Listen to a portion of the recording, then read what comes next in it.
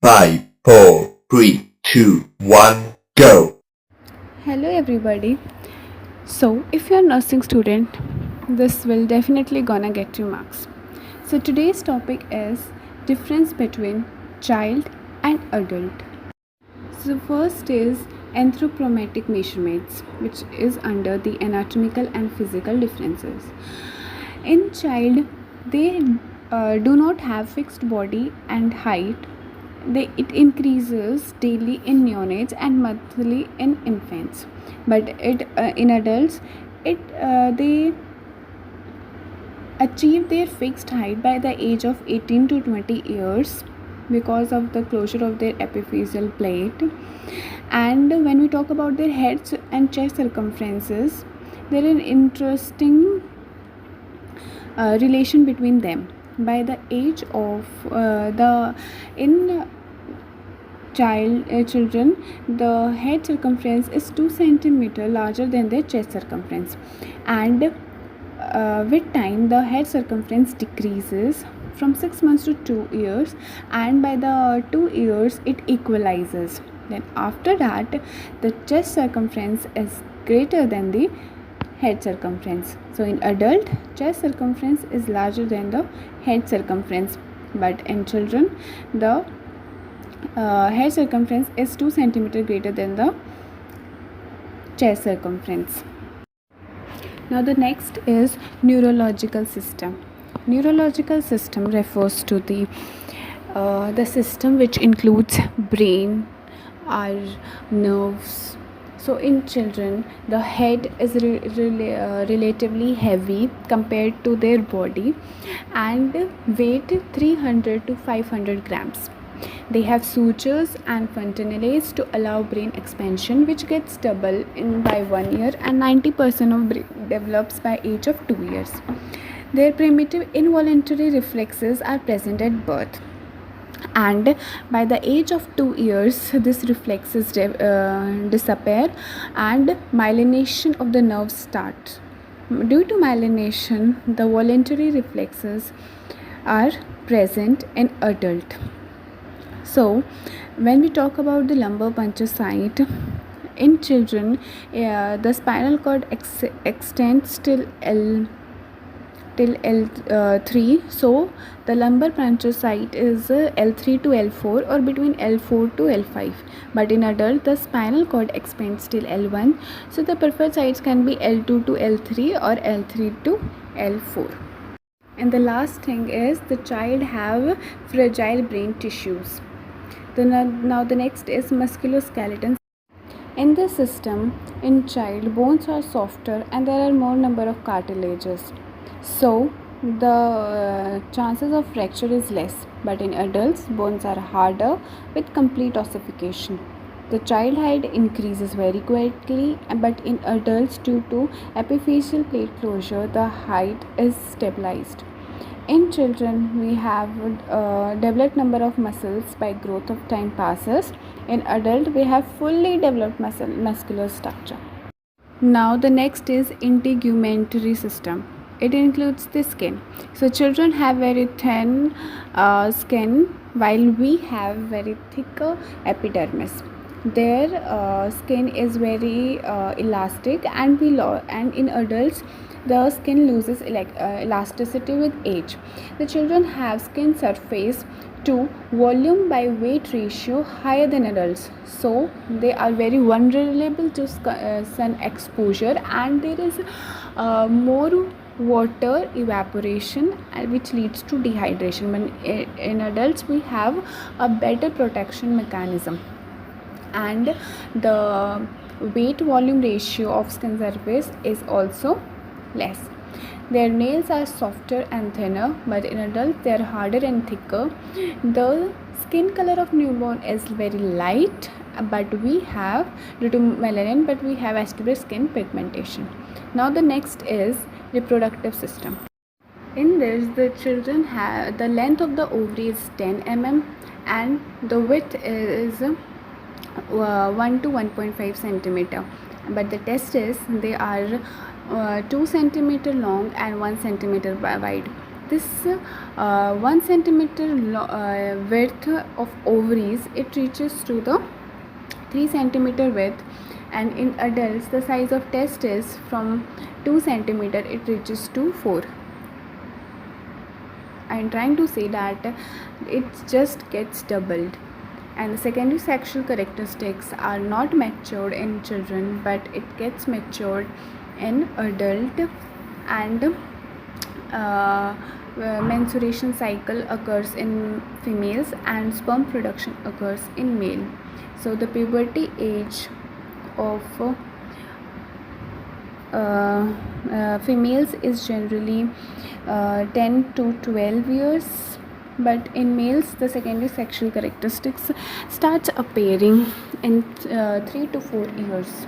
Next is visual system. When we talk about eyes, the child have pupil of total length, when we talk about is 16 to 17 mm, that is the distance between the cornea and the retina, but adult it is 23 to 25 mm. When we talk about the pupil diameter, in children it's just 2.2 mm, and in adult the pupil diameter is about 16.5 mm. When we talk about the vision, the child have 20 by 200 or 20 by 400, and adults have 20 by 20 vision with full color vision, and child on the other hand is black and white. Now if I explain to all of you what is this 20 by 200 or 20 by 400, this 20 to 200 means the thing which we can see at 200 feet, the child will see that object at 20 feet. That means we need to bring the object closer. Why this is? Because the distance between the cornea and the retina is smaller, so he is not able to look that much far as an adult can. So normal vision is of adult is 20 by 20, but child is 20 by 200. And when we talk about the distance between the retina and the cornea, I already told you it's 16 to 17 in child, whereas it is 23 to 25 mm in adult. So that's the reason they have low eyesight. Now the next is auditory system. Here we talk about three things. One, external auditory canal, second is tympanic membrane, and third is eustachian tube. So when we first talk about external auditory canal, in children it is upward and backward from outside, while in adult it is just opposite, that is downward and forward. How we will learn this? We can learn that adult they look forward, so it is downward and forward. When they get downfall, then they think to do something in life and they move forward. So downward and forward, this is how we can remember. And then the next is eustachian tube length. In children it is shorter, 18 mm, but in adults it is just the double, that is 36 mm long. In children the air sinuses is not developed, so they are more prone to infection, but in adults we have developed air sinuses. Now the last thing is the tympanic membrane visualization. In children we can visualize it by pulling downward our pinna downward and backward, because we know that external auditory canal is upward in children, so we have to pull it downward and backward, which is 6 to 9 o'clock range. And in adult we have to pull the pinna up and back. We have to pull backward in both, but it's down in children and up in adults due to external auditory canal, and it's 10 o'clock range in adults. How we can remember? Adult U comes in adult, so up. Next is cardiovascular system. In cardiovascular system the most important thing we need to keep in mind that children have higher cardiac output and adults have low cardiac output. In spite that the children have higher heart rate and we have adults have lower heart rate, with opposite of higher systolic blood pressure in adults and lower systolic blood pressure in child. These are just numerical terms. When we talk about the scientific way of learning this, we can understand it that though the cardiac output of children is high, 200 to 400 ml per kg per minute, but this is because of their higher metabolic rate in children as compared to adult. But as we know, cardiac output is stroke volume into heart rate, but the stroke volume is fixed in children, so the cardiac output is depends on the heart rate. So they have high heart rate, but they're more prone to bradycardia. Do you know why? It's just because I'll tell you, which you will never forget in your life. First, it's due to immature autonomic sympathetic system. Second, it is due to vagal stimulation, and third, it's due to hypoxia. What are all this? First, I told you immature autonomic sympathetic system, which increases the heart rate. So, due to any infection or incompetences, the heart rate decrease. We are not able to increase the heart rate because they have immature autonomic nervous system. Second is vagal stimulation. Vagus nerve tends to control the heart, but it also activates the parasympathetic system, and parasympathetic system work is to decrease the heart rate. Decrease the heart rate is also known as bradycardia. So the children goes into state of bradycardia. Third is hypoxia. That means when the myocardium, that is the muscle of the heart, does not pump blood adequately due to low oxygen requirements, the heart rate of the baby decreases, which is also leads to bradycardia. So these are the three things: immature autonomic system, second is vagal stimulation, and third is hypoxia can lead to bradycardia. This point you need to keep in your mind. Now the next is hematological system, means related to blood. The child RBC lifespan is 90 days while adult have 120 days. So RBC lifespan is 90 days, it readily breaks down and the level of RBC decreases. So they are more prone to high risk of transfusion reactions. When we talk about platelets, they are lower granular release in children. Granule are important for coagulation, so they have lower coagulation, and adult have better platelet function than the child. So it directly conveys the message that the hematological system of children is immature than the adult. Main thing to only learn is that the RBC lifespan. Next is respiratory system. The children have alveolar sacs are shallow, and they rapidly need to breathe, so they have higher respiratory rate. In neonates it is 30 to 60 mm, in infants it is 30 to 40, and in toddler it is 20 to 40. But in adults, respiratory rate is less than the children, because we have well developed respiratory system, that is lungs, and the tracheal system, bronchotracheal system. So adult respiratory rate is 10 to 15 or 12 to 20. The exact is 16 breaths per minute. The child are obligatory nose breathers, that is they mostly breathe through their nose. So if their nose are blocked, it can lead to serious respiratory infections. The child have larger tonsils, and if the infection tonsillitis occurs, it can lead to disproportionate growth. Now the next is, in this we talk about the alimentary system of the body. Now, starting with the tongue, the child have larger tongue related to the mouth and smaller nasal cavity. They have loose cardiac sphincter. Cardiac sphincter are the muscle rings between the esophagus and the stomach. They are very important as it can lead to gastroesophageal reflex in adults and regurgitation and vomiting in infancy period after feeding.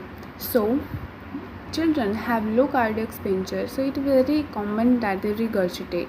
So burping is advised after feeding in neonates and infants.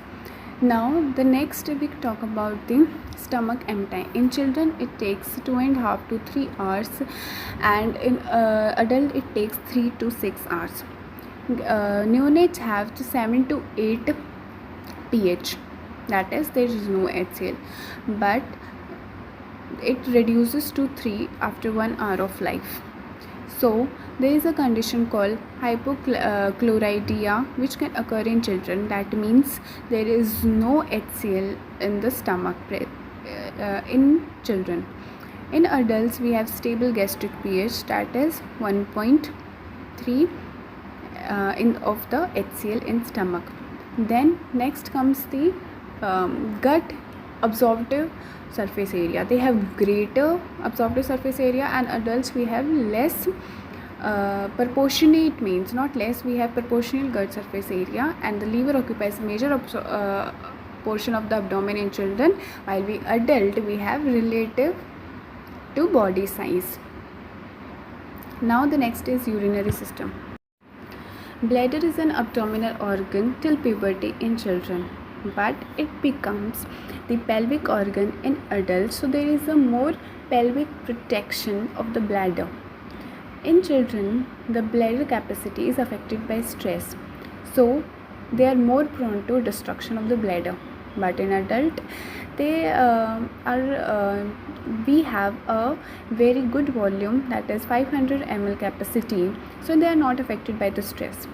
In child the kidney function are not matured, but we have mature kidney function which can leads to, in children, which can leads to not concentrating the urine and can lead to dehydration. So the next system is fluid and electrolyte balance. In children the total body water is 75 to 80%, so prone to dehydration, but we have a total of 60% of body fluid and better fluid regulation than the child. Next system is endocrine system. Endocrine system is the system in which the organ produce hormones. They have ducts. And exocrine system is one which produce enzymes, and they are ductless. So now we are talking about endocrine system. They produce hormones. So there are various endocrine organs like hypothalamus, pituitary, thyroid, pancreas, adrenal gland. So when we talk about the differences in adult and child, we're mainly talking about the hemostasis, which is regulated by the hypothalamus, and it's immature in children, and we have a well established hemostasis in adult. And when we talk about antidiuretic hormone, it matures by 10 to 12 months in children, and in adult we have normal antidiuretic hormone. Then the next is immune system. Talking about it, the child relies on the passive immunity. What is passive immunity? Passive immunity and active immunity. Active immunity both come under the acquired one, means that is acquired during the lifetime. Active is when we inject the antigens and antibodies are made inside the body actively, but in passively we directly inject the antibodies. So here is given example IgG from mother. We are directly giving antibody IgG from the mother to the children, which are active for 6 months, and after that it disappears. So for the first time IgM is made in the child, and then IgA at 12 months. So the adult have full developed active immunity, which is actively made without injecting the antibody inside the human. So the children requires immunization for developing immune system, but in adults we have mature immune system with established responses. And this is all about the immune system, in which child requires immunization, and till 6 months it relies on the passive immunity, but we have well developed active immunity which is developed during the lifetime. Now next come is social differences and then the psychological differences. In social differences, we are well aware that child are more forms more friendship easily, and they are in learning socialization whereas we as an adult, we have complex friendship formation, and we have learned the social norms and orders, while children they try hit and trial errors. In children, they make socialization errors, developing perception. But as an adult, we consider empathetic and sympathetic aspects of behavior. Empathetic means to realize others person's situation. So this is how social differences is between child and adult. The next is psychological differences. Last but not the least, the child have low pain threshold and they are fully dependent on parents for support. But adults, they have higher pain threshold and more dependent on coping mechanism. So this is all about the differences between adult and child and their various physiological differences, psychological differences and sociological differences. Thank you, and let's bring a revolution in nursing. Hope you like it.